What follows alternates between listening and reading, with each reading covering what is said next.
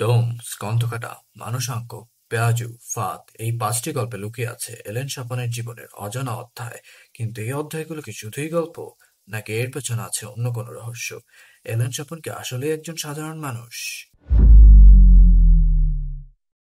Hello comic readers, আমি ধ্রুব, আপনাদের আজকের হোস্ট। আজকে আমরা কথা বলবো ঢাকা কমিক্সের ক্রনিকলস অফ অ্যালেন স্বপন কমিক্সটি নিয়ে।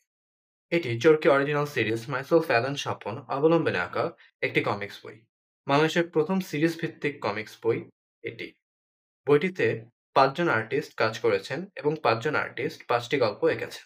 গল্পগুলো হলো ডোম, স্কন্ধকাটা, মানুষাঙ্ক, পেঁয়াজ ও ফাঁদ। গল্প লিখেছেন শেখ কোরাসানী ও জাহিদুল হক অপু। সম্পাদনা মেহেদী হক ও শেখ কোরাসানী। কমিক্সটি প্রথম প্রকাশ পায় ফেব্রুয়ারি ২০২৫ বইমেলায়। প্রচ্ছদ আসিফুর রহমান। অ্যালেন স্বপনের চরিত্রের মূল ভাবনা শিহাব শাহীন। বইটির মুদ্রিত মূল্য ২৫০ টাকা। আমরা দেখতে পাচ্ছি এটা একটি এম রেটেড বই।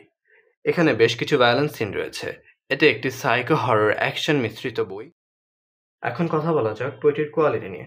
বইটি একটি পেপার ব্যাক ইস্যু, অ্যান্ড আমরা যদি পেজ কোয়ালিটি নিয়ে কথা বলি, পেজটি স্লিপারি পেজে করা, যেটি ঢাকা কমিক্সের মেজরিটি কমিক্সেই এই পেজটা দেওয়া হয়, এবং এই পেজটা কমিক্স রিডিং যে এক্সপিরিয়েন্সটা রয়েছে সেটাকে আরও এনহ্যান্স করে। এখন কথা বলা যাক বইটির ফ্রন্ট কভার নিয়ে, যেখানে আমরা দেখতে পাচ্ছি অ্যালেন স্বপনকে আঁকা হয়েছে, এবং এই আর্টটার মাধ্যমে কমিক্সটির যে সাইকো হরর অ্যাকশন মিশ্রণটা রয়েছে সেটি প্রতিফলিত হচ্ছে। এবং আমরা যদি ব্যাক কভার নিয়ে কথা বলি, তাহলে আমরা দেখতে পারবো এখানে প্রতিটি গল্পের টাইটেল এবং সাথে অল্প একটি চিত্র আঁকা রয়েছে। Let's dive into the book now. আমরা যদি বইটি খুলি তাহলে আমরা দেখতে পারবো ৫টি গল্প, টোম, স্কন্ধকাটা, মানুষাঙ্ক, পেঁয়াজু ও ফাঁদ, এই ৫টি গল্পই করেছে এই কমিক্সে। আমরা যদি আরেকটু সামনে যাই আমরা দেখতে পারবো কে এঁকেছেন এবং কে লিখেছেন ইত্যাদি। এবং স্ক্রিন থেকে কমিক্সে বেসিক্যালি লেখা রয়েছে কিভাবে চরকির টিম এবং ঢাকা কমিক্স একত্রিত হয়ে এই কমিক বইটি আমাদের কাছে নিয়ে আসে, এবং এটি কতটুকু চ্যালেঞ্জিং ছিল তাদের কাছে, এবং এটি বাংলাদেশের প্রথম সিরিজ ভিত্তিক কমিক বই ইত্যাদি এখানে লেখা রয়েছে।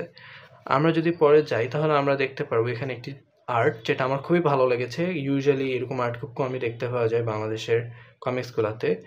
আমরা যদি প্রথম গল্পটি নিয়ে কথা বলি, ডোম, এখানে আমরা দেখতে পাচ্ছি এটি এঁকেছেন মেহেদী হক ভাই এবং লেখক শেখ কোরাসানী। গল্পটি খুবই ছোট একটি গল্প, এবং ছোট হলেও গল্পটি খুবই এনজয়েবল। অ্যান্ড এটা নিয়ে স্পয়লার দিব না, কারণ কিছু বলতে গেলেই গল্পটি স্পয়লার হয়ে যাবে।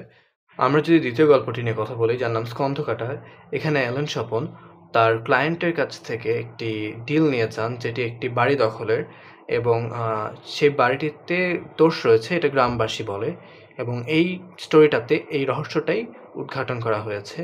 এবং এর বেশি এই স্টোরি সম্পর্কে কিছু বলা যাবে না, কারণ বললে স্পয়লার হয়ে যাবে, এবং আমি পেজেসও আজকে দেখাবো না।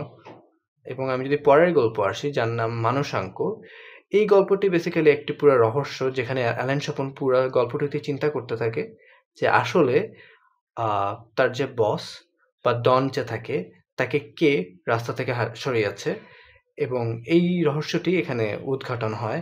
আমি যদি তারপরের গল্পটিতে যাই, যার নাম পেঁয়াজু। পেঁয়াজু বেসিক্যালি একটি গল্প যেটার স্পয়লারও দেওয়া যাবে না, কারণ এটিও খুব ছোট একটি গল্প। তাও অল্প করে যদি বলি তাহলে বলা যায় যে এটি বেসিক্যালি বিচে যে পেঁয়াজু বেচা হয় সেটি নিয়ে একটি স্টোরি। কিভাবে দুইটা ব্যাপারের মধ্যে লাভ এবং লোকসান নিয়ে এই সমস্ত জিনিসপত্র নিয়ে লেখা। খুব বেশি বললে আসলে স্টোরিটাই স্পয়লার হয়ে যাবে, আমি চাচ্ছি না স্পয়লার করতে।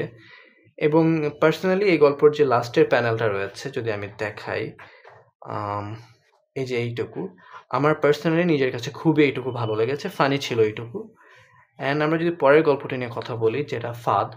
ফাঁদ গল্পটির যদি আমি একদম শর্টে বলতে চাই তাহলে বলতে হবে যে একজন মেন ডন থাকে যে অ্যালেন স্বপনকে একটি কাজ করতে দেয়, এবং কাজটি শেষে সে কীভাবে মেন যে ডন থাকে তাকে রাস্তা থেকে সরিয়ে নিজে মেইন ডন হয়, এই রহস্যটা এখানে লেখা রয়েছে।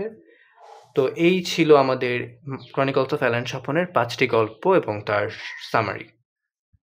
আমি যদি এখন বইটিকে সাম আপ করি তাহলে আমি বলবো বইটিতে 5টি ছোট ছোট গল্প রয়েছে, যা খুবই সুন্দরভাবে আঁকা এবং সুন্দরভাবে লেখা আমার ব্যক্তিগতভাবে খুবই ভালো লেগেছে এবং যেহেতু এটা একটি সিরিজ ভিত্তিক কমিক বুক তার মানে এটির আরও আশা করা যাচ্ছে আরও কিছু এডিশন আমরা পাবো এবং ওভারঅল আমি বইটি খুবই এনজয় করেছি পড়তে, খুবই অল্প সময় লেগেছে পড়তে এবং 5টি গল্পই খুবই এন্টারটেইনিং ছিল এবং আর্ট নিয়ে যদি কথা বলি পার্সোনালি আমার কাছে আমি বলবো আমার কাছে গল্প এবং আর্ট দুইটাই খুবই ভালো লেগেছে।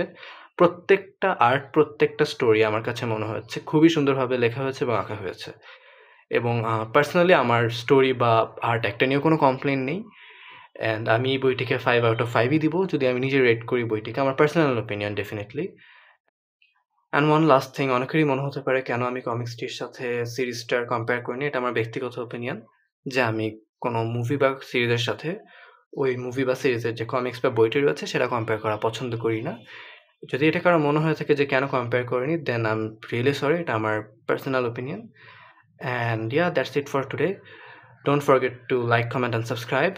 See you in the next video. Till then, goodbye.